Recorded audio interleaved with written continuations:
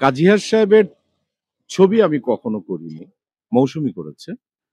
তো most probably উনি sensor বোর্ডের মেম্বার। একটা ছবিতে ব্যত্যয় ঘটতেই পারে, সেন্সরশিপ হতেই পারে। তারপরে আ অনেক কিছুই হতে পারে। তো গভর্নমেন্ট থেকে কিন্তু তাদেরকে সিলেকশন করা হয়।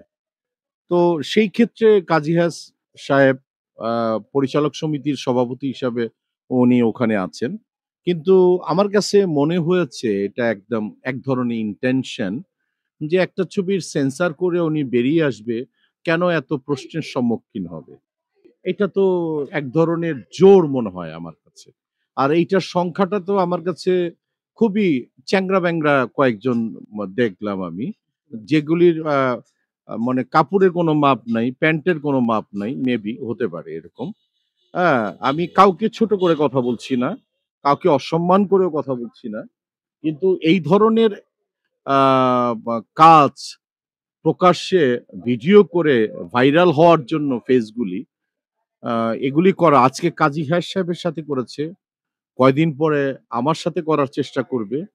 কয়দিন পর এরকম একদিন আসবে সাকিবের সাথে করার চেষ্টা করবে, কাঞ্চন সাহেবের সাথে করার চেষ্টা করবে। এটা কিন্তু ওই যে একটা বলে না টিট ফর ট্যাট এর মতো হয়ে যায়। তা এগুলি আমরা চাই না মূলত। উনি সম্মানিত একজন মানুষ। আর অনেকেই বলেছেন উনি কি ব্যবহারটা করেছেন।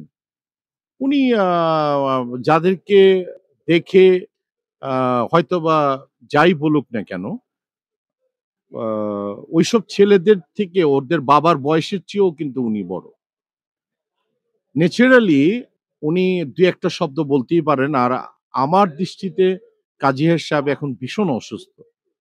হ্যাঁ? উনি যে আলহামদুলিল্লাহ এই অসুস্থতার শরীর নিয়ে আমাদের মাঝে এখনো মানে রান করছেন, এটা আমাদের জন্য একটা এক ধরনের আশীর্বাদ।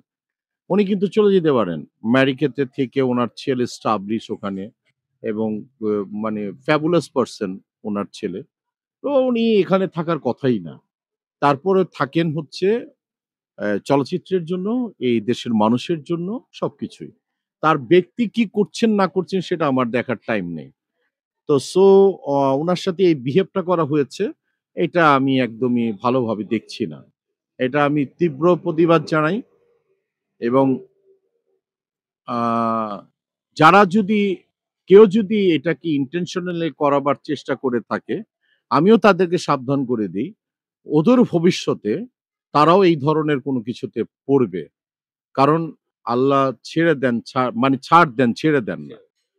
সু ছ মানে সো আ এটুকুই বলবো যে আমরা কোনো কাদা ছোড়াছুড়ি এই ভাইরালের আ রাজ্যে যে ধরনের হায়নার মতো করে বিচরণ হচ্ছে সবার, এই হায়নাদের চেহারা দেখতে আমরা চাই না।